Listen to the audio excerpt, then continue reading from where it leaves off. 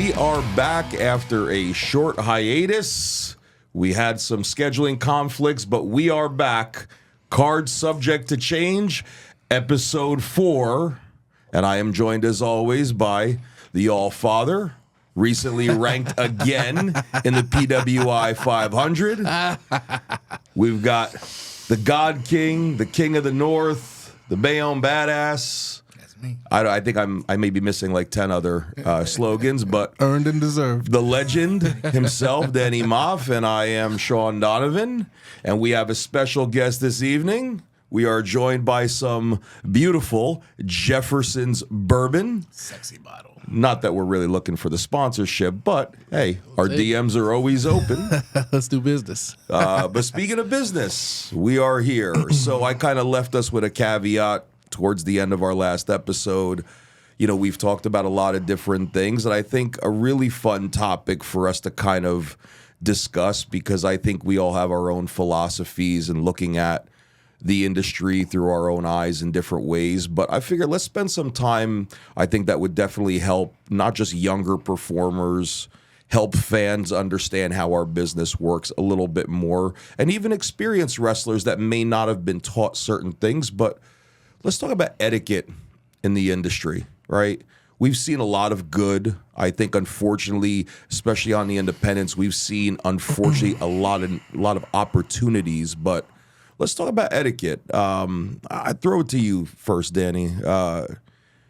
When you think about etiquette in the industry of professional wrestling, like what does that mean for you? Because of the amount of individuals that you've not only been around, learned from, what does that word mean to you in the industry? Sum it up like this. And as soon as you said etiquette, two things right away popped into my head. Number one was Alpha Senior, who recently passed away. Salute. Start early. Salute. Salute. Hello.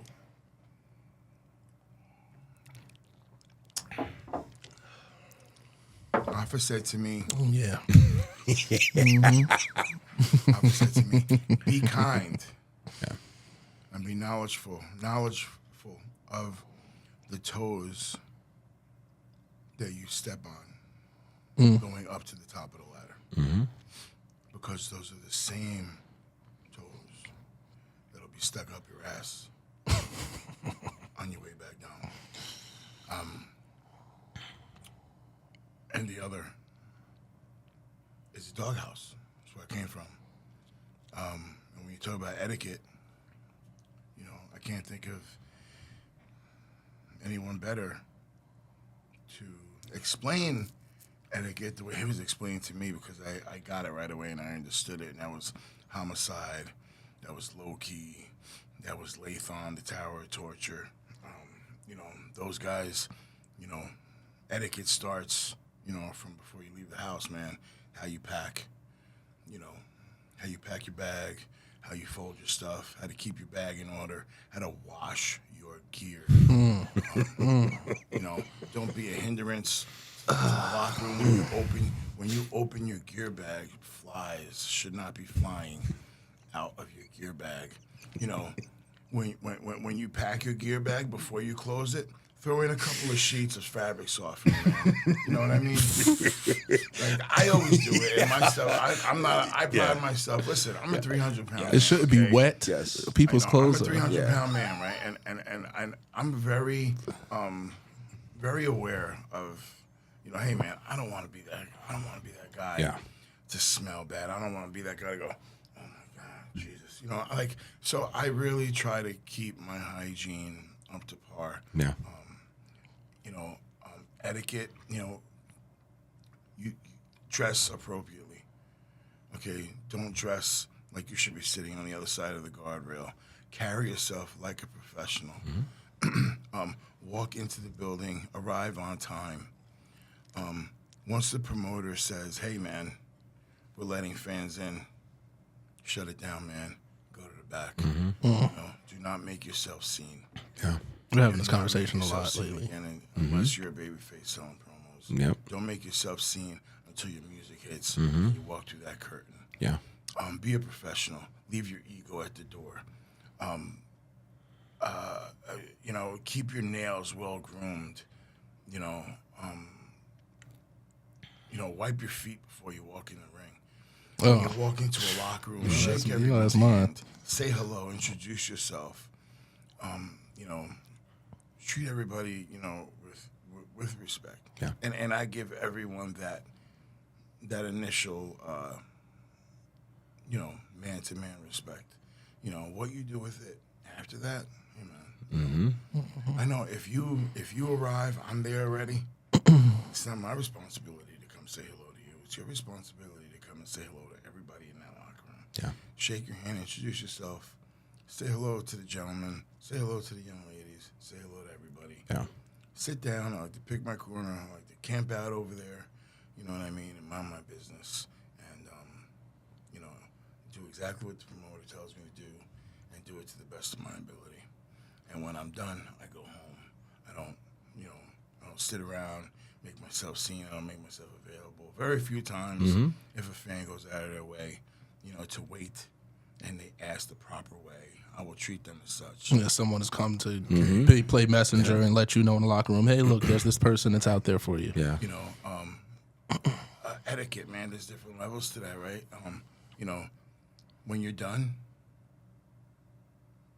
you're done. Okay? Either change and leave. Okay? Personally, I think you should stay and always watch the main event. Because if you're on a card and you're an upcoming wrestler, leaving you before want the to see main what the event. main event is doing. Yeah. You want to see what the guys that are closing are doing. Why are they closing? Okay, why is the visitor here? Why is the ex-WWE superstar here? Why is the Hall of Famer here? Let me see what they do. Let me see how they react. Let me see how they get the fans to react. Let me see how they accentuate their positives and maybe hide the other guy in the ring who they're with weaknesses. Yeah. Right? Let me see all those things. Always be a student of the game. You never stop learning. Right? So when you talk about etiquette, to me, it's like it's a rabbit hole that it's almost a never-ending rabbit hole. Yeah, I think so. I think it's a never-ending rabbit hole that there's, like you said, there's multiple layers to it. But I think, again, a lot of this will probably come up as we do more episodes. But just a few of the things that you said right now that we've all seen as far as recently, probably in the last 3 to 6 months, each of us have probably seen everything you have just said. Oh, you nailed it on the head. Occurs at least at one point or multiple points with multiple talents on every show. I see guys, they're like, yeah, I got to dip out after my match. I've got a 3-hour drive home. Well, 3 hours? What? Like, and I think a lot of that to me comes from people that really, I don't believe, to my opinion, I don't think and believe you are that passionate about this industry if you need to pick up and leave as a young talent right after your match because you have a 3-hour drive home. I mean, come on. To me, like you said, if you have a 9-hour drive home, okay, and you've discussed it already with the promoter and you have an agreement, I get that and understand that. But a young talent who should be learning, you should be getting dressed after your match or not. But regardless, you should be by that curtain watching the matches before you, watching the matches after you, and then sticking around to help clean up afterwards, right?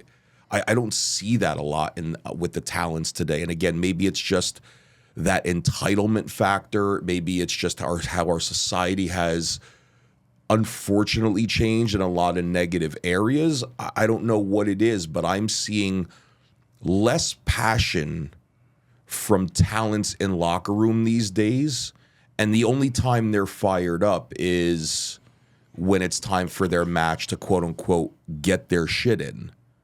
And then when they're done, it's like, hey, I'm done with everything else. I'm leaving. I used to be so excited to get to a building early, sit around with everybody, hang out, talk about the business, talk about what's going to happen that night, pick people's brains regardless of their experience level.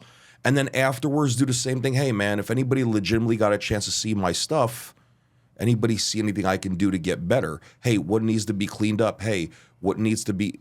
I'm always about being more than just a performer on the show. Mm-hmm. I'm not seeing that a lot these days. I feel like, to me, the passion really isn't there from guys. I feel like guys more than ever want to get into the industry because they think it's cool to do it, and they can also use social media as a vehicle to promote that, as opposed to truly wanting to be in the industry. I don't know. It's always about your why. Right. It always comes down to your why. Why are you doing this? Why are you a wrestler? Mm-hmm. Do you do this because, well, I want to do something different on the weekend, and I watched it when I was a kid, and and you're fine doing that. You're fine doing a show here or there. Mm-hmm. Wrestling maybe 2-3 times a month. You're not taking it to that level. Okay, if that's how you're perceiving wrestling and you're making it clear that that's how you're perceiving it, then that's one thing. Mm-hmm. But if you're coming in and you're projecting that you care about it and that you love this and that this is something you want to do and this is a place that you want to be, but you are leaving early and you show up late and you never stick around for the main event. I mean, does that not affect putting your matches together? Because I want to know the promotion I'm at, where I'm at, who my opponent is. All these things are factors in my professional wrestling match. You're not just going in and saying, oh, just play the hits here, this and that. It's all about location, your opponent. That's how you get things. That's how you keep the energy moving. That's how you keep the circle going. That energy is flowing, and it's vitality, and it's self-sustaining. And I just wish more people took the time to allow themselves to ask themselves why. I think a lot of times they put on their gear, they're getting paid, they take it, okay, here you go, it's just a match, here's just a match. For me, everything matters. Mm-hmm. I don't care if I'm in a scramble match, it matters. I don't just look at, oh man, it's just a scramble, 6 people. Well, that's a challenge. Let's take this on and make this the best scramble match I possibly can, because if my name is associated with that scramble, I want people to remember it. I want people to think differently of this scramble than every other scramble. So a good point to that too, and maybe you feel the same way, Maff. Like, I see a lot of times, like, when talents are announced for multi-man matches, and look, I personally don't like multi-man matches a lot. A lot of people don't. But there are some that do, and there are some that excel. Right? For me, I prefer that one-on-one or that tag experience, but been in plenty of multi-man matches.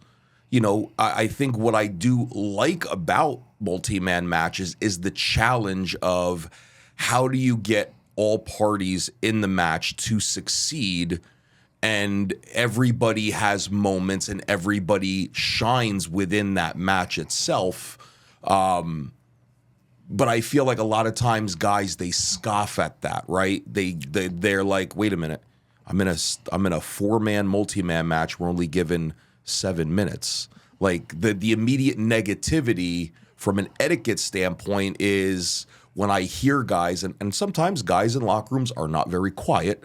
Of course. To me, that's just like, where's my time to get all of my shit in, when sometimes it isn't necessarily about that.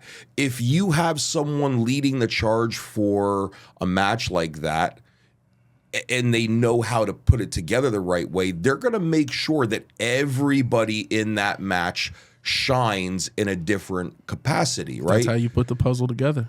Etiquette, right? But I see guys, and then they walk around. The other big thing I see with locker rooms is the guys that are not happy with either the match, the time, where they are on the card, whatever it is, and they make that mistake of walking around with that boo-boo face. Yeah, it's like, I get it. It's not everything's always going to go your way. A lot of times, sure, we all get expectations of what we're going to do on the show, but you don't really know until you get there and you speak to the promoter. At the end of the day, again, etiquette for me is what I was always taught early on was maximize your minutes. Yep. Right? Don't be boo-boo faced. Take what you're being given as a challenge and say, okay, how do I come out of this on a higher level? How does my opponent come out on a higher level? Yeah. And ultimately, if all of that comes around and the promoter's happy with it, hopefully, like you said, you're going to get brought back. Because the promotion is taken care of as well. Right. You know. You both make excellent points. Okay. Let me round back a little bit to what you said. And you said before that as far as winning and losing and going home early and all these things, let's make it clear. Okay, if you're a visitor, if you're a well-traveled visitor, if you're going to North Carolina, and you just had a bad day, man. You just beat a whole bunch of traffic. You're in a carload with 3 other guys.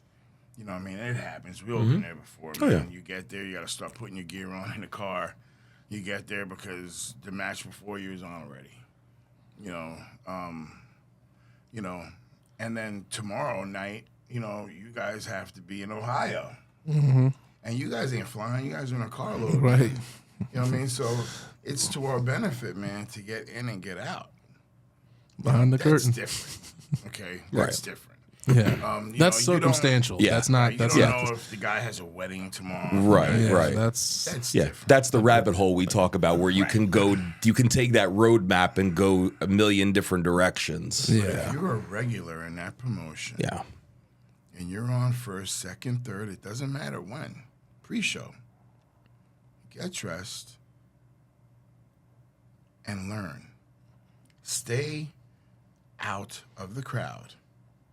Watch and learn. My biggest thing, I mean, I know this is about etiquette, and No matter, that's why it's car subject to change, man. We can go any direction we want. I know It this is about connected. etiquette, but there's a strong connection between etiquette and. But in all honesty, it's up to guys like the 3 of us, okay, to drop the gospel on these kids, because if they don't know, listen, I get angry, but I've also learned something. I've learned something by listening to people that are older than me. Okay, you don't get mad at them. Also, because I'm a parent. Okay, don't get mad at them. All right, yeah, it'll piss you off. Yeah, you don't like what they did. Okay, but did they know that they were screwing up? Right. Explain to them, man. Hey, this is what you're doing, man. Have you This is reached the out right to way. them? Have you said, "Hey"? Okay, because hey, I'm learning to do that a lot now, man. If I see a talent, All father and ain't a they're gimmick. not- 'Cause they- you just saw me at a show recently, man. All right, we were watching the main event, and I was sitting around, and I'm looking at the whole entire locker room, man. And I just sat there, I'm like, the main event's about to go on. Or the pre-main. So that was the main event. But Yeah, no shit. right? I was listen. but That was me and Marcus it was an Mathers that show. important match, right? And I said to another fellow worker, I said, hey, man, I said, do you notice anything? He looked around, Right. I'll tell you what I saw. but he's a good brother. He didn't throw anybody in the bus. He just put his head down. He said, I know enough.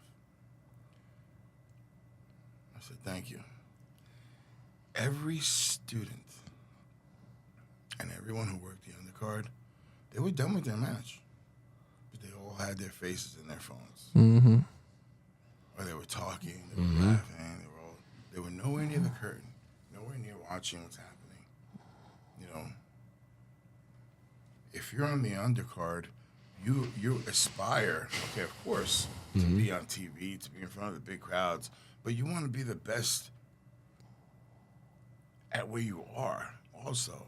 So how do I get there, man? Let me see what the guys that are considered the best here are doing. Let me see what they're doing.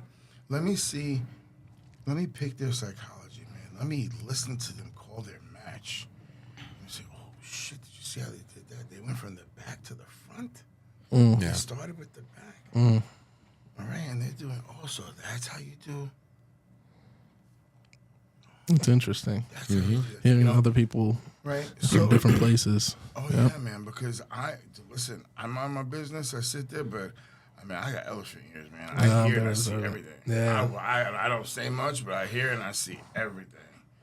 All right, and I can hear conversations happening across the room just by just watching. I could be in that conversation, and if they're doing something wrong, I will politely walk over, or I'll call them over and I'll say, "Hey, man, maybe you should try this."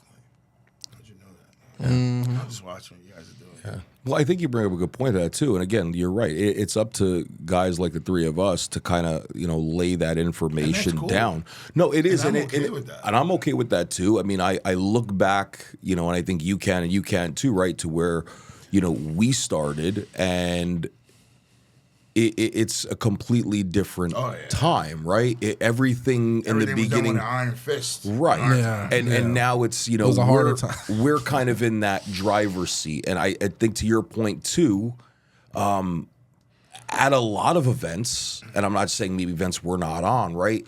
How many real veterans are there in locker rooms these days? I feel like that era is kind of starting to dissipate, and there aren't as many of those veterans around that kind of learned the right and the wrong ways. Well, the veterans have to be sticking around too. Well, that's the thing. I don't think a lot of veterans are sticking around. I don't mean that in negative, right? And there are some that, for all intents and purposes, is no calling one person out, right? It's a uniform issue in professional wrestling. Exactly. This isn't just young kids that are leaving early. Right. It's also for people that have been around and maybe still haven't been on TV or haven't had that name per se, but they've been wrestling a long time, 10, 15, 20 years. But you're not helping set that precedent if you're coming and leaving the same way, because guess what? People may be in that locker room and wanted to pick your brain, but you left. Right. They wanted to ask you. Yes. They wanted to come up to you and say, "Man, I wanted to go talk to the vet, but he left. Right. And it's not that he had a match or a show; he was just done with his thing. Right. No, I agree with you. And it's in not that as regard. common with maybe vets but still, it's a uniform issue. Agree. We're tackling. And I think it's up to more guys that have the experience like the three of us do, like Danny said, to lay that gospel down, because Danny does bring up a good point, right? We can't always assume that the person knows that they're doing something wrong. Exactly. Right? And assuming it's the worst in this industry. Right. And well, it's assumptions, it is. And look, I'll be the first to say, I've made those assumptions in my life before, and wrong of me to do. Like Dave said, I feel like as I'm getting older, I'm getting more and more wiser. My face is on people's walls, and they throw darts at it. Less temperamental to a degree, right? We all have our boiling points and things that kind of ire us, but I do think that sometimes, right, and where sometimes I do get frustrated is there are common sense things that shouldn't have to be taught, but again, sometimes maybe we do have to take that step back, and maybe not everybody would be on that same common sense page, but like you said, right? Simple etiquette. Wash your gear. Do you are you somebody that leaves your pants on the floor and wears the same pair of pants for 2 weeks, or do you wash them? Right. Some guys wrestle and they leave their gear in their bag until the next weekend if they got to wrestle, and they just. But that's you talk about the flies that and we jokingly say that, but I've been in those locker rooms where you open the bag up, and that room went from smelling tremendous to smelling like there's been a dead animal in there for 2 weeks, and everyone knows who it is, but no one wants to address it. Right. I do. I do too. Right. I do too. Right. It's just some of those simple common sense things. Now, when it comes to certain etiquettes that are in the industry that a lot of us were taught that maybe young guys don't understand, that's on us, that we need to be those leaders to help people. But then again, there are those common sense pieces that people just need to come on, dude. You can apply real life to the industry and be that's not right. Yeah. But many occasions I've been around situations where it's like, oh my God, that guy, you know, he's this, he's that, he shouldn't have done that. Yeah. I said, whoa, okay, wait, whoa. Did anybody tell him? Right. Did anyone tell him? Is he caught up? Did anybody take the time to even tell the guy that he's wrong? Right. Does he even know that he's wrong? Maybe he doesn't know he's doing anything. Because How can he not? in this industry? Well, listen, you don't know. Take the time to tell him, and then if the guy tells you to fuck off, then all right. Right. Well, you know, I had to tell you. Good luck. You're on your own. Yeah, no, you're right. Now you know. No, I agree. And you know, again, everybody handles their business differently, especially when it comes to promoters, you know, running shows. I'm of the opinion of, and maybe it's through my experience and through my real work life experience of, give your locker room everything they need to know so they literally have all the answers to the test, and all they have to do is literally follow direction and go out and perform and have a great match. And again, I think that's where, again, experienced performers can also come to the table from an etiquette perspective and help young promoters. Help them with their shows better. Like I said before, don't just be a good performer, bring more to the table when you're booked. What can you do as well to help out in the locker room? And that doesn't just mean a veteran, that could even be a young talent, right? I teach a lot of our guys, don't just send an email to a promoter and say, I'd like to work on your show.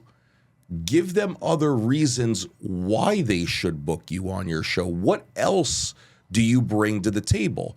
One of the things I was taught very early on was learn how to set up and break down a ring. Learn all of the elements of how a ring works. Because if you're a young talent on a show just breaking in and getting your feet wet, match 3, referee comes to the locker room and says, one of the buckles broke.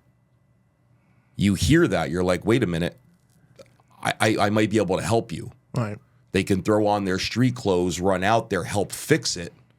You don't think a promoter's going to value that and now want to also help bring you back? Part of that etiquette. Well, good promoter will, yes. But again, there's so many rabbit holes we can go down. But I just look at some of the things that just pop in my brain from. It's why not utilize that if you have that tool. Right. So try to learn. For me, again, what I was taught very early on was we've all heard the keep your mouth shut and your ears open line, but learn everything of how everything works on an event. Learn the business of the business. Yeah, exactly. Learn the business of the business. Learn how to do music. Learn how to do the ring bell. Learn how to do concessions. Learn how to rip tickets. Learn how to take in the gate. Learn all of those facets, because you may have a promoter that you might go to a show that you're not booked on. You're looking to work for them. They don't have a spot for you, and they're scrambling at the last second. My music guy didn't show up. I can help you with that. And it gives you that real world experience. And again, from an etiquette standpoint, I feel like I'm not seeing a lot of young guys step up in that realm these days. I could be wrong. I can only see what I see on events that I'm on. But again, a big etiquette thing I'm always teaching our guys is learn how to do everything. Don't just learn how to wrestle in the ring. Learn how to do all of it. It will make you so much more well-rounded about the industry. And then when you're putting your matches together, then you start coming up with all of these ideas of things that you've helped out and done with on a show, where a promoter tells you, hey, when the bell rings, play this guy's music for 30 seconds, but then stop it. And then you're saying to yourself, why? And then you watch it unfold. And then you might be in that situation years later where you're working for somebody and say, hey, I have an idea that might make this segment that much better. Etiquette, just, all those pieces. To me, the biggest etiquette I love to tell guys is be a sponge. Soak everything up that you can possibly get out of the event that you're on. Again, that's the point of showing up early and staying right until the end. You never know what's going to go down that you can learn something from. Realize it's a show and realize that you are part of a show.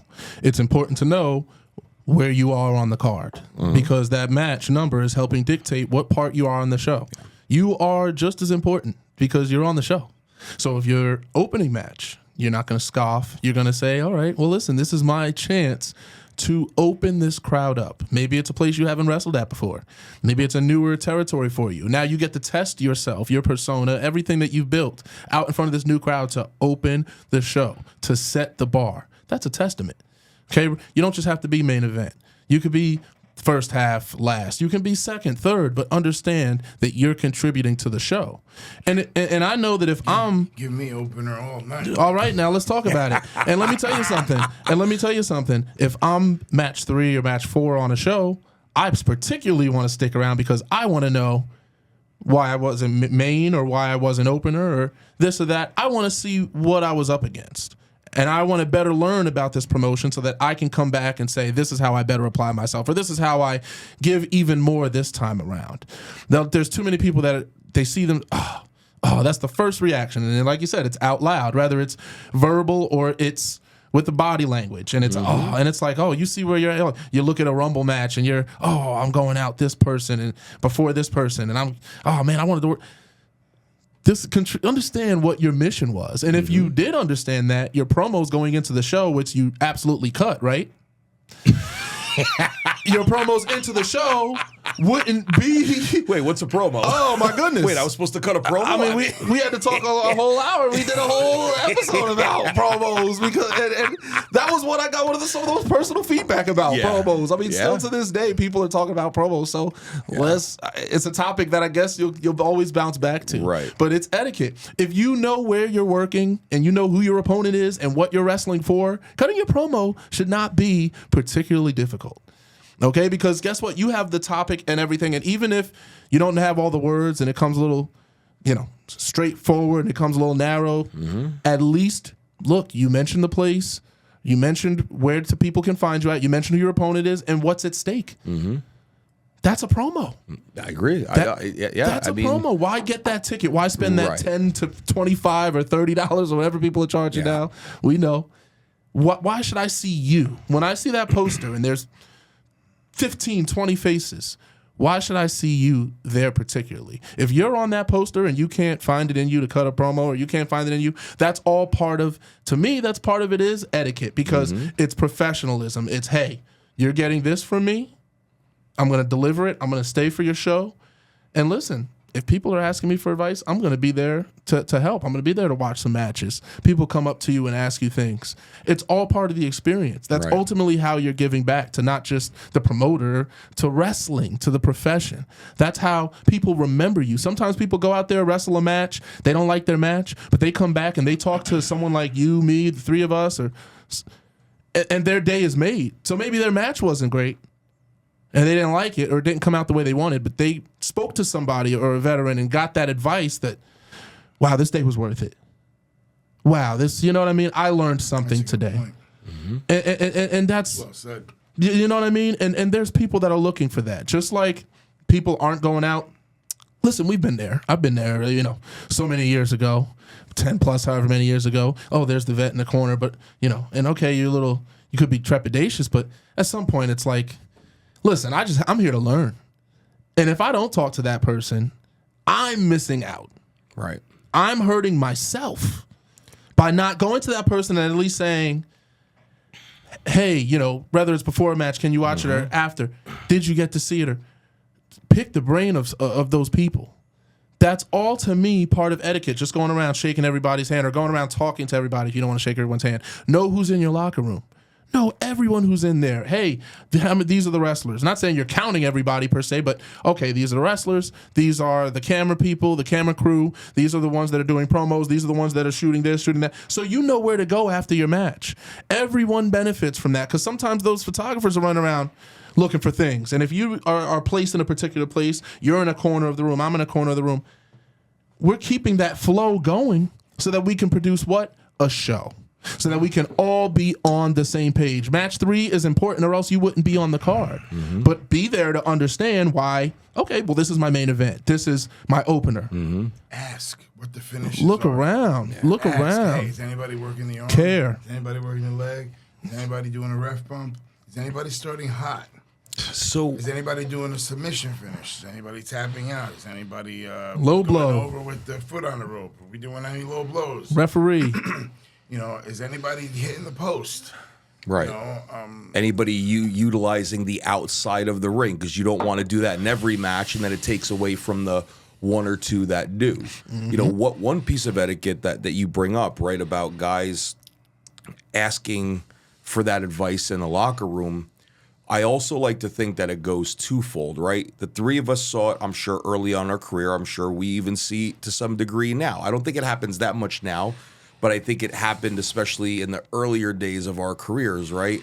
The veterans that would be unapproachable from their demeanor and body language in that locker room, right? You got that young talent that's intimidated. They want to ask for advice, but that aura, that vibe, that body language is giving off to you of, don't come anywhere near me. I'm here to do my job, get my envelope, and leave. I don't think that really happens that much anymore these days. Right. Right? And I can see that young talent, right? No disrespect to Maff, right? He has that body language of when he walks through a locker room, right? There's intimidation from young talent, but from a respect factor. I don't think that he's fearful. But once he starts talking to you, it's all day. Right. So I think it's a combination too sometimes of, is that veteran in the locker room being approachable to the young talent, but at the same token, Good point to raise. the talent also just needs to say, screw it, I'm going to go ask this guy for some advice. And the biggest thing that I do hate from people in locker rooms that's happened over the years is when a young talent asks somebody, hey, did you get a chance to watch my match? And they say yes, when in reality they actually didn't. Right, yeah, Just be honest and say, that should die. no, That should have I died a didn't, long right? time ago. Because what do you normally get, right? The same generic feedback. Slow down. Right. Play But to you the didn't even watch crowd the match. more, right? It's almost like you can smell the bullshit from someone's voice. If you didn't get a chance to watch their match, look, shit happens, right? I've had it all the time. Sometimes people ask me, sometimes they don't, but they'll still say, did you get a chance to watch my match? And I'm honest with them. No, unfortunately, I didn't. I was taking care of this or this. I unfortunately didn't get a chance to hear it. I'm sorry, to see it. Just be honest with people, If right? you get the link, send it to me afterwards. I've always- if you're interested, if you're genuinely Yes. interested I have- in me yes. watching a match. Yep. And people have said that with me, and I'm like, okay, you're genuinely Right. interested because you will follow through. Don't just say it to say it. Right. Don't just, oh, did you watch my match? No, but I'll say Right. to you, hey, look, no, I didn't. Yeah. Especially if, again, I'm interested and I did want to see it. Hey, but listen, send it to me, and I'll check it out. And I do. I can attest. Sometimes my real life just gets very hectic. Oh, like yeah, all it of ours happens. do. Of course. But people will send me matches. I will tell them, hey, I may not get to this in a day or so, but I will get to it, and I will provide genuine feedback. And those that know me know, like I will never, put it this way, I will never shit on a match, because that's the wrong thing to do. Because if you do that, you're already giving the talent a negative impression, not just of how you view things, but they're already discouraged from that onset. I will always look at it with a very strict eye from a, here's what you did right, here's what you did wrong, but here's what you did pretty well, but here's how you can also improve it and provide some ideas to it. Absolutely. Again, I think that's another way that, from an etiquette standpoint, that talents can approach people in locker rooms and say, hey, did you get a chance to watch my match? No, I'm sorry. Hey, when I get the footage, can I send it to you? And in the hopes that that person will watch it and provide that actual critique and feedback. Like you said earlier, right? Sometimes that talent came to the locker room, and you know when they walked through the curtain, they weren't happy. But just by being able to sit under the learning tree of a veteran, their day might be made, because now they left probably with more knowledge than they had of how they can do it better next time and not make those mistakes. And also great on them for coming back and wanting to learn after their match and saying, hey, and that's what there also should be more of that. You know, don't sulk in the corner with your head down and, you know, getting your phone or whatever, or getting your feelings. Okay, go ahead and feel your emotion. Emotion is important to embrace, but at the same token, learn while you're in that locker room. Look around and say, wow, if I felt like I didn't perform up to my standard, wow, who could I learn from? And hopefully you will already have answered that question because you've introduced yourself to everybody when you first came into the locker room. Right. So you already know, oh, man, that wasn't good. But I know Carter, I know Maff is there. And you know what? And I know Donovan, or I know Paul London, or whoever wrestler. Let me go talk to him. Yeah. You'd be surprised how approachable some individuals, especially those that have been on that main stage. And that's the point to make here. Right. Because I think more people and as you've been alluding to, and it's great that you pointed out, you know, some veterans being unapproachable, but for the most part, far and away, the veterans want to be approached. Yeah. They maybe aren't going out to you because they don't know who's going to take their advice and who's not, and who cares about it and who doesn't. But veteran wants to be approached because you don't know why they're there. You know, they're coming there doing an appearance and they're in the locker room. Well, if they can make someone else's day better or teach someone else something, maybe that's better for them, that veteran, than the signing that they did, because that's the 5th signing they did this week. Right. Or maybe You get what they're I'm just saying? there because they live locally and they are there just visiting some friends. Now you have a fresh eye in that locker room that you can approach, and because they're just there hanging out. Etiquette goes against assumptions. If you have, the better your etiquette is, the less you will assume. Because you'll have already introduced yourself to people. You'll have already know the card front to back. You know what's going on the show. You know why you're there. There's not a lot that's going to catch you, you know, off guard, and there's not a lot for you to be confused about. But when you're kind of coming to the show, you don't know who the champion is. You don't know who the champions are. You hardly know who the promoter is. You're just there to get your money, this or that. It's going to set you up to talk a lot more stuff because you don't know even where you're at. And you don't care to know. You're just there to get your money and you're there to leave. It's a totally different experience, not just for you, but for everyone else. Because people could look at you and say, wow, I would have loved to talk to that guy, just as I mentioned earlier, and that person left. So it's about, again, understanding the show and what you're contributing to.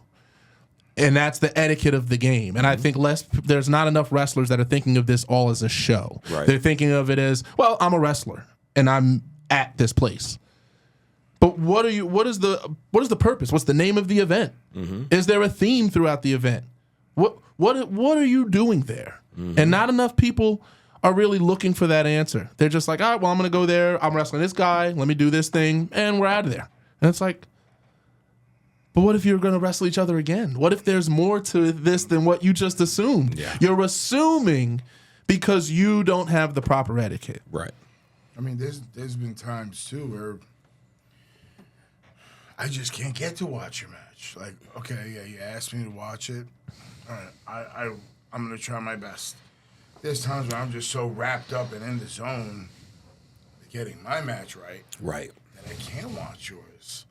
But I will tell you, I'm sorry, man, I didn't get to watch it because I was going over mine. But if you send me the link, dude, I'll be more than happy, dude, to, like, you know, give you some feedback and shoot the shit with you and really chop it up and, you know, get into the meat and potatoes of the match, you know, and what you did right, what you did, you know, if you did it great, I'll tell you did great, you know. One of the things I like about watching people's matches they send me is it already provides me with that knowledge that if I'm ever going to work you on an event and I've never worked you before, I already have a playlist of your greatest hits. And I already know, and I'm saying to myself, man, I want to work this kid. This kid's got some. We can do some fun things here. We can do good business. So you're already, as that person watching it, you're getting that knowledge. But to me, also watching matches also helps provide ideas from a psychological perspective for how I can approach matches in the future, but also being able to give other people ideas on how to do things. I joke around all the time. I always say I can give so many different people ideas at how they can be better, and then sometimes I say to myself, I can't figure out what the hell I need to do next. But I can give everybody else all these fun things and these fun ideas to do too. But kind of going in circling too when it comes to an etiquette perspective too, and because Dave said it before, right? Packing your bag the right way, right? Yes, there's a certain way you should pack your bag, right? You can get a general idea when you see somebody open up their bag and their stuff is just, scrunched into, a ball. Mm-hmm. And one thing that always just comes to my mind, because I love looking at different people in the locker rooms in terms of what they're wearing, right? And I think we can all attest, because I talk to Danny about it all the time. I'm such a gear whore. I'm such a mark for great looking gear and trying to find the best possible person who can take my idea for gear and bring it to life. But then on the flip side, again, where we can be better is we do see a lot of talents that don't really put that effort into that visual part, right? That's an etiquette piece that just goes into the entire package of, like you said in, I think, one episode, don't ever assume that the crowd knows who you are. Mm-hmm. Treat every show like it's the first time they're ever seeing you. And one of the things that is a first impression from an etiquette perspective is, how do you look? Mm-hmm. Does the gear match the personality? And does that match your wrestling style? Right, exactly. Now, again, young talents, I would say even to young talents, right? You're just about to debut. You may go through a name change again. You may have not figured out what that character is. Sure, go on to those websites that do make pre-made gear. Get a first pair just to see how they fit. Maybe you try long tights, but maybe you're realizing you would look better or feel better in a singlet or bikers or trunks. Just get a starter pair and start to build from there. But yet I still constantly see guys that are just, there's no pride or ethic in what they look like. And I think a lot of times that ends up leading them down a wrong path, because if they're not going to put the effort into that, are they going to put effort into these other areas that also go along with that, right? You want to build yourself up to work better places. And when that promoter asks you for a promotional image, what does that image scream? Yeah. Does it scream professionalism? Does it scream, I'm just going to do the bare minimum? But know your why. This is why it comes back to that. Exactly, yes. Because there's people that have tremendous gear. Yes. But what are you contributing to the show other than maneuvers and this or that? So it's a full package. Yes. Don't think, and this is kind of the message that we're sending here, is don't think just because you have one thing. You got to have it all. Be multifaceted, as you said. Yep. And we're talking about keys and having multiple different keys to get into different doors. Right, doors that you can open in different areas. And again, I've always told people, if you want to make it to the top of this industry, everything has to match. Mm-hmm. Everything. The professionalism, the work ethic, the entrance theme, the gear, everything has to match, because if you have a promoter that understands how this works and they do give you an opportunity, and then they see you, they hear the music, they see you walk through the curtain, you have a swag about you, your gear looks on point. You get in the ring a certain way that's different from everybody else. Then they watch you work. And all of a sudden they're like, this guy knows what he's doing. Or this guy doesn't know what he's doing. Or, hey, there are elements there. We just need to find somebody that can help mold this individual and kind of mentor them along the way. And that's a big thing, I think, from a veteran etiquette perspective. Mentor people. You know, like you said, don't just assume, take them under your wing, right? I cannot tell you how many people have told me how much this man has helped them. Give back. Right? A guy that... But people won't talk about that. Good. They'll say Okay, it, but not they'll say- everybody. Not everyone. But Sometimes they say it's under the railroad. it's under the railroad, but I would like I'm to a railroad think... helper too. I've helped so many people. But the majority, I think, of people that do respect you or me or any other veteran will not have a problem shouting out those that help you. Look, let's not be misunderstood. No one gets anywhere in this industry directly on their own. Right, yeah, you have Somebody plays a part to help you. Somebody opens a door for you. Recognize that and always make sure, to me, I always shout out the people that have always helped me down the line, right? I say it to the nth degree. I was in a rut at one point in 2016. My best friends opened up a door for me to come somewhere new. And then I earned the right for those people in charge to help me again get bigger opportunities. And what do I do with that? I pay it forward by helping them back. Mutually right? beneficial relationship. Everything should be mutually beneficial, right? If this man helps you climb that ladder and you have the ability to pay it forward, you should do that. Does a large percentage do it?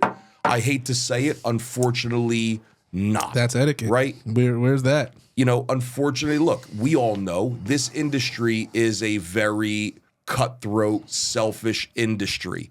But people, as we grow older in this industry and we have the ability to now teach that younger talent, we need to teach them more. Pay it forward to the next. I've watched this man literally give people pairs of boots and not ask for a dime in return. I've given people my old gear and just say, hey man, do what you need to do with it. Pay it forward when you're in that position to help people. Yeah, unfortunately, we can't expect people to do for others what we do for them. We can Like only you said hope. to me, don't expect you from everyone else. Right, exactly, yeah. So we just have to be that selfless person. You can and- still give. Right. You can still, it could be part of your being because guess what? When the right person is in that orbit, they will feel it and they will detect it and it will attract them. And that's why I've been, again, the way that I've been. Yeah. You know, people that know me are the ones that know me. And if you've met me, you understand that I'm the guy. I'm there well after the show, talking with people, communicating with people. That same place that we were talking about, I was there talking to those same students afterwards. And I said, listen, I said, you Tremendous match, by the way. thank you. Thank you so much. Thank you so much. You took that. I'm a fan of the guy you worked with, but I saw what you did with him and the magic that you guys created. I don't know if that was the first time you guys worked. No, that was the third time. Yeah, that was That was kid, Mathers, no. Marcus Mathers. So shout him out. And I saw him Good the kid. first time. Good kid, very He told mighty me- good, mighty fine child. Shawn told me who he was, and I was like, man, when I saw the kid work, I was like, okay, that kid can work. And you guys did some really nice business. Thank on you. Saturday. You, my friend, on Thursday, you did an incredible piece of business with someone I totally did not know, and someone who introduced themselves to me, and then I saw them work, and I was like, okay, and you put on about a good solid, I don't know, it felt like probably 15 minutes or so, you know, because you never go over on time. But Here we go. There it is. Here we go. There it is. Here we go. There it is. Speaking from Marathon Mom There over it here, is. right? Wow. 15 minutes on a card. Wait a minute. We're Wow. at 32 minutes in or still on a If the, shine. if the crowd's reacting, right? Look, did you hear that crowd? What's that? That's the Eddie Guerrero. Did you hear that crowd? Wait, I didn't hear the referee's time cues. Oh, that's awful. No, but that piece of business that you Yep. did. So Thank young young man. I you did- worked Right, was we really shouted out, right? Dante Drago. I'll shout young talent out That's from the promo. Yep. It was Dante Drago. That's what we're Creative talking Pro about. New That's why we York, do the promo with Creative him. Pro New York kid, standout kid. Kid's going somewhere. Marcus Mathers, kid's going somewhere. A lot of young up and comers, and again, we talk about etiquette, right? You see young guys in the locker room that come to you with ideas, right? This dude came with ideas and gave me even a different perspective of how to look at the back half of a match. And then you start talking and then you start getting excited because you can picture how it's going to go. Oh, that's the best. And you can picture saying, you know what? Hey, okay, let's take what we have here, but let's move it here because I think the crowd will bite better on this and build and build and build. I was sitting. I get purposely excited. Sat there. I didn't even interrupt him because I love to sit next to him and listen to him call his matches. Because I'm a big fan of his. Right. And if I have a chance I think we to, all are legitimately fans of each other. and if I have a 100%, chance to- Like, if I have you a guys are on chance a to, card, I'm watching. I will sit and listen to you call your matching. I'll watch you go over it, and I'll get a pretty good feel for what's going on. And then when I watch it, I'm watching it like a fan. Thank you, by the way. You had such a fun walk and talk. I love walk and talks. Yeah, man. And people who understand the term walk and talk understand what that means. We're talking about feeling it out. Fresh crowd. Fresh crowd. One thing, again, that we're talking about is your entrance. I want to talk about etiquette. By time your entrance is over, before that bell rings, they should know. The fans should have an idea, whether this is their first time seeing you or not. They should have an idea how you wrestle or what you're up to. That guy, the way he came out, okay, he seems refined. He's probably a technical wrestler. Oh, that guy, he's a powerhouse. That guy, and now they're interested before it all goes. Before the bell even rings. Before the bell even rings. Yep. And Maff is someone that'll feel that entrance. Oh, okay, here it is. Boom, using the location, all of those things, builds the entrance. CJ comes out, does the entrance, boom. And then it's, some of the things that you guys were doing, I was like, there's no way that this was just, you just had to go out there and feel that. Some of that. And by the end of the night, what's the final thing that everybody remembers seeing?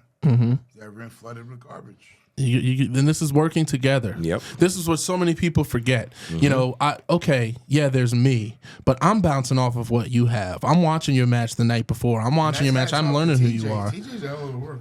Oh yeah, he is. But yeah, that's Yeah, he is. but that's He really is. Selfish. Yeah. And he- it takes two to tango. Yeah, he's good. that's etiquette Yeah. right What there, he allowed right? me to do.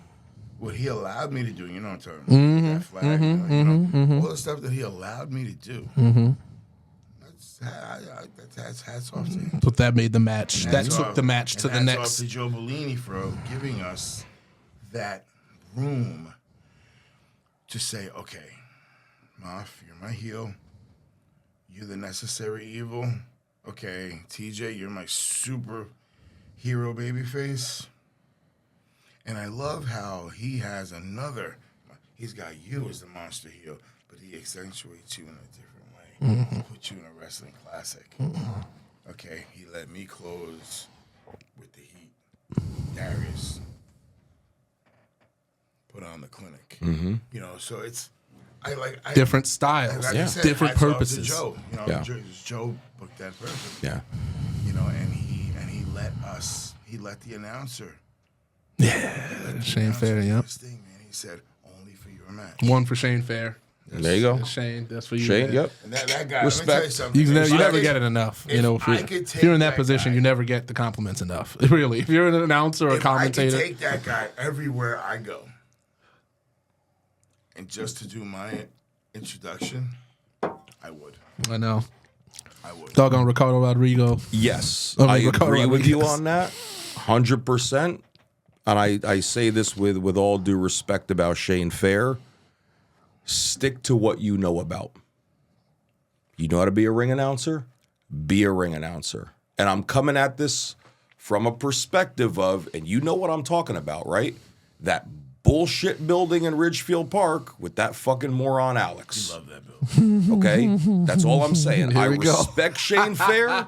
I do, but stay in your lane. Anyway. Yeah, getting- he had to give that. Yes. He had to give that. Salute for everything that you do with the Make-A-Wish kids. Yes, I will Everything you give him do for credit the there. Community and everything you do for the children. But one of the you kind of brought too, right, is study the person you're going to work with. That way you come to the building with ideas. And then when both guys, there's nothing that gets me excited more than someone I'm working with coming to the building with ideas. Oh, yeah. I can still have fun if I'm the one, kind of masterminding the story. But if two people are working at it together and both guys are getting excited on how they're putting this all together, whether or not things go the way they should, you know how to call that audible and get back on that page and still have a really good match. But again, like you said, etiquette, right? It takes all parties. If you have ideas, come to the table to the promoter, but don't just say, hey, I want to do this. All right. I have an idea about doing this, and here's why. Like you said, going back to the whys on everything, right?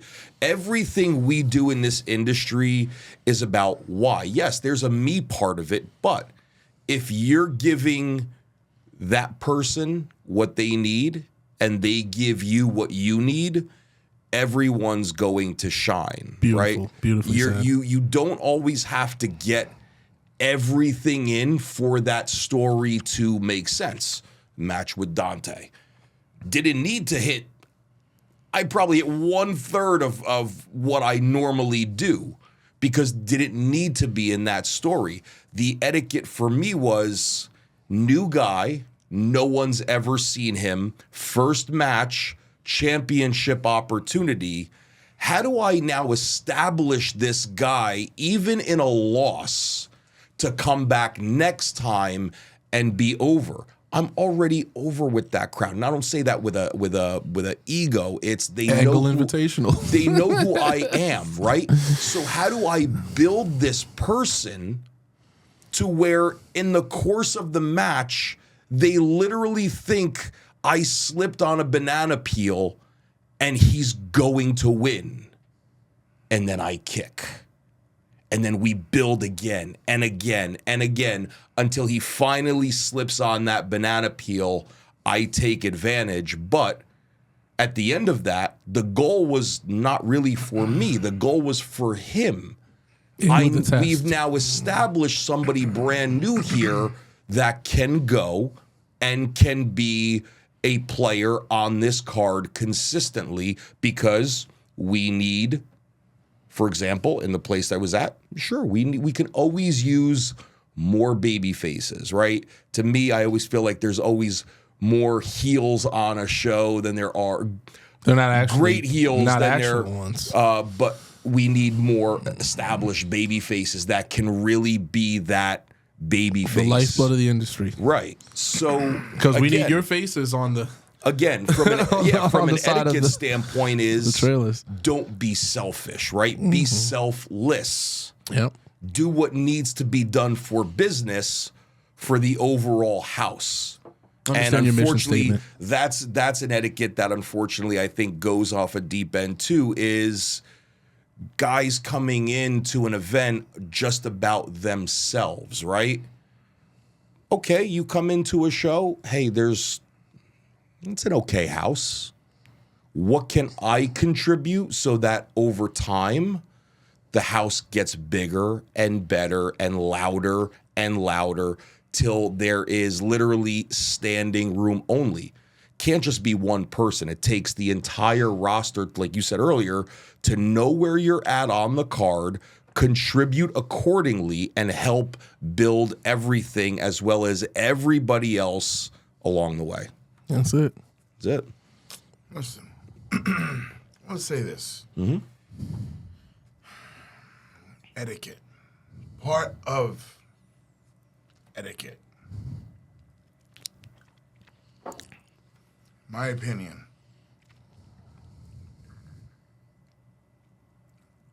The learning tree is real.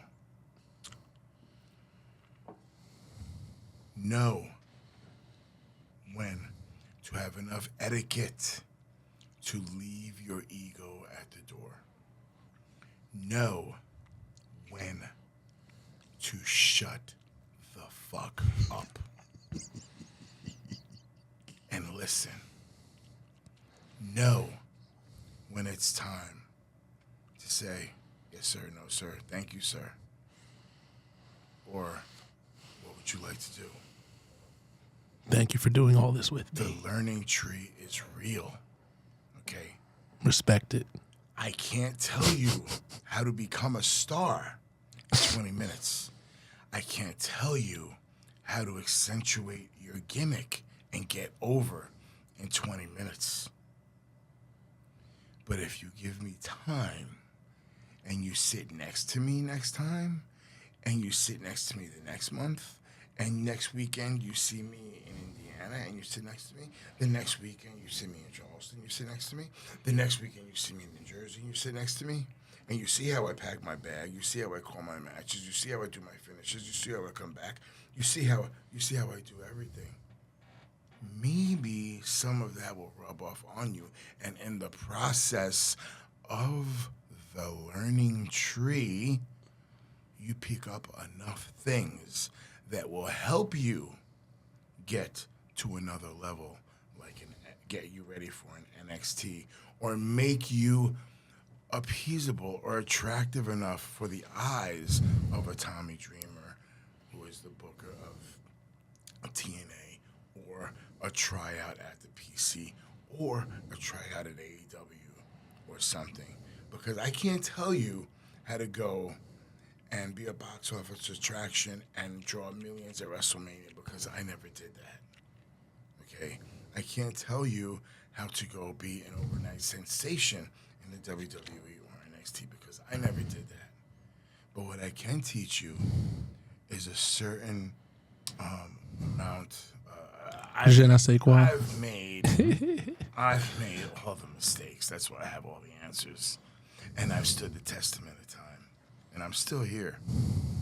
And I'm pretty good at what I do. Okay? Can I get you to WrestleMania? And can I get you to have a movie contract with making $100 million a year? No. Okay? But I can prepare you for the next step.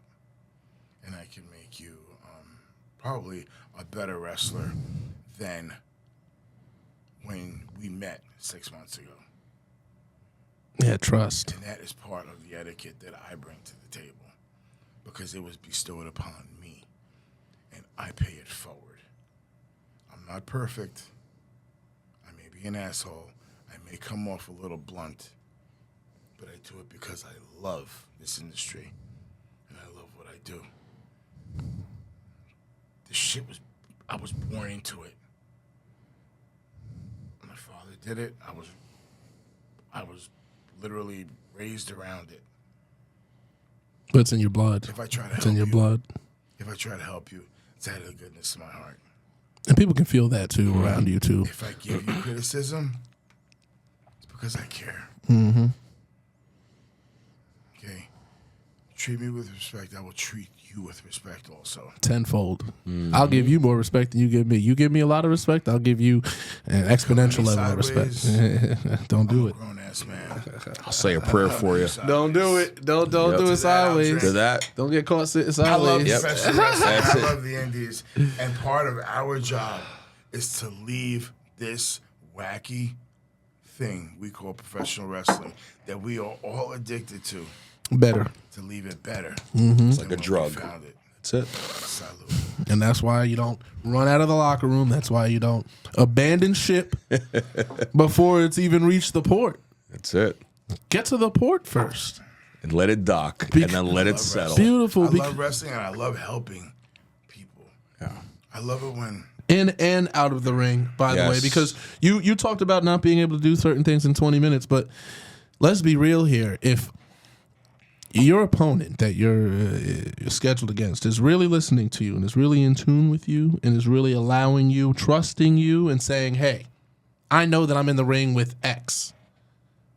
I know what X brings to the table. I know what X can do. And hey, look, I can assess that maybe I should let X take the wheel and spin me around. Mm-hmm. Because when that thing stops, I can be looking a lot prettier. That's it. And so when they have that trust, they can learn. People have to open themselves up. If there's one message you get from this watching, open yourselves up. People are so clammed up. They're oystered up. They're so tight. But we're in an industry where we are working together. I need you, you need me, so that we can produce the best possible story for what? This show, for this promotion. Of course, I want them to bring me back, but they're going to look at you and say, wow, hey, look what he did with this person too. Mm-hmm. That mindset is, I'm not going to say entirely missing because it can be in small periods or in small increments or scattered around, but and I understood what you were saying before. Mm-hmm. People need to come back to the roots, the basics, the why of why you're doing this. And if you do, and you understand that we all have to cooperate to some degree, we don't have to be best friends. We don't have to come to each other's cookouts. We don't have to stay the night with each other.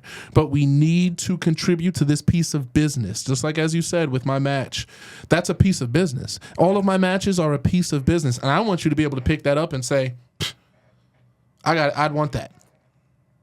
Every match let's say every match that you have is a page. I want you to take that page and you want to put it in your book, and you want to keep it there everywhere I go. And that's the etiquette of the game, the true etiquette of the game. You may think that the topics have kind of gone around, but they've actually stayed in one central point of etiquette and bringing your best self to the business, understanding the business of the business. That is.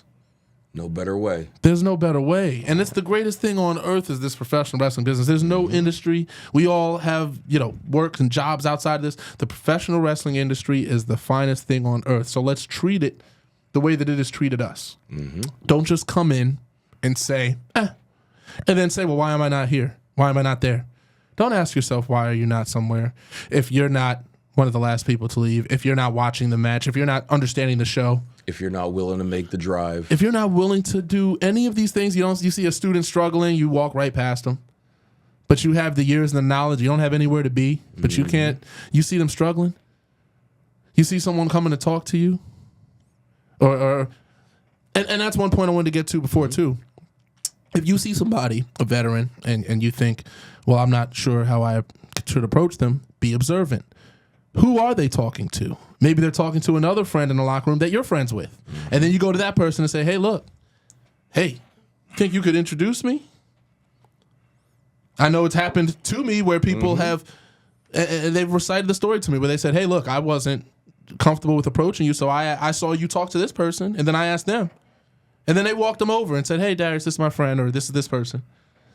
Break the ice. And I can respect that too. Yes, because we're all in the same locker room. Right. And that's one thing I say to people now. We are all in the same locker room. No matter where you're coming from, we're on this same show together. Right. And I can respect that because at one point, all of us were in that same boat. Absolutely. And we can't forget that. Right. And that's we never forget that. where you come from. Never. I've been in that standpoint where I've been afraid as a young bird in his locker room.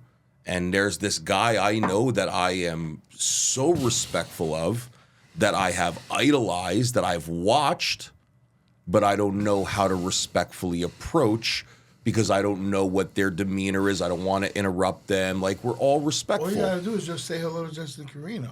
Hey, you don't have to be so. you don't have to be so. Love you, Justin. Listen. Love you, But we've all been there. Yes, we do love you, Justin. But we've all been there, right? So again, let's just pay it forward and continue. Again, not just from a veteran level. Let's all just come together and help each other navigate the waters of this industry. If you're in the industry 5 years and you see a rookie struggling, help them. If you're 3 years in and you see somebody a year in, help them. If you're 20 years in with somebody 5-6 years in, help them, right? The goal is for everybody to flourish, which ultimately makes the industry as a whole flourish.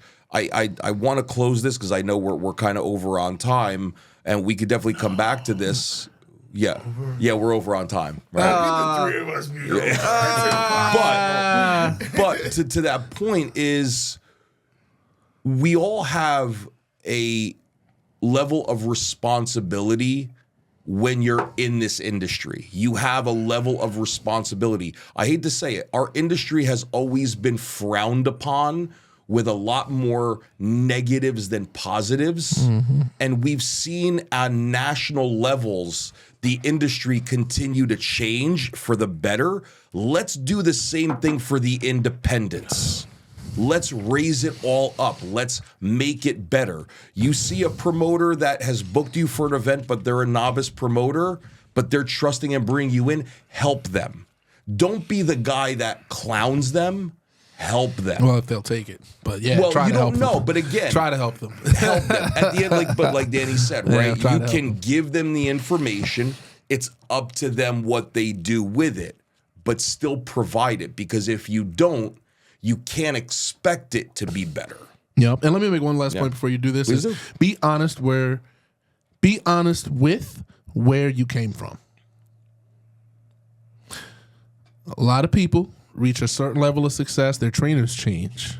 People change. Listen, no matter where I go in this game, my trainer was always Richie Rotten in BWO. Was always Preacher Phineas James in BWO. Was always Nunzio when he came in to BWO as a head trainer until around 2009, 2010. Those are the people that trained me. That story does not change no matter what level of success I reach, no matter who is standing against me or who is standing in front of me. No matter who's asking me who is my trainer, be real with who trained you. Be real with where you came from, because that is who you are, so that when you reach new people and you have new conversations, you know where you're coming from. You're not saying, oh, well, if you went to 3 schools, you went to one school, stopped, went to another school, stopped, went to a third school, stopped. Don't discredit those other schools, because you learned something everywhere along the way. Every place has contributed to you in one way or another. Just like we're talking about how nobody can really just make it on your own. Give credit to the people that have helped make it, helped you get to where you are. Richie Rotten, I will always say Richie Rotten.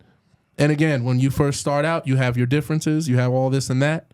18-year-old me wouldn't have been saying this about Richie, because I was just starting out in the industry and I was hungry and I wanted to learn everything so fast. But at the same token, right, just because you also may have differences with the person that trained you doesn't mean don't still forget where you came from. Thank you. But he's old enough to realize. Right, exactly. Yeah, and that's my point, right? I'm old enough to realize, look, I know who trained me. Reflect. I may have differences in opinion on the individual that trained me, but at the same token, they still open that door for me to be in the industry, because without them opening that door and allowing me into their school, I would not be sitting here having this conversation with the 3 of you. Period. It doesn't matter. We all are going to have differences with individuals in our journey, but it doesn't change where you came from. And that is the etiquette of the game. And that's a close right there. There it is. That's the closer. Darius Carter with the closer right now. I am Shawn Donavan, Danny Maff, Darius Carter. Thank you for joining us on episode 4. We are back to our regularly scheduled program. We'll be back sooner than later. Episode 5 coming at you. We'll see you. Card subject to change. Baby. Beautiful. What a day. We are back. That's it.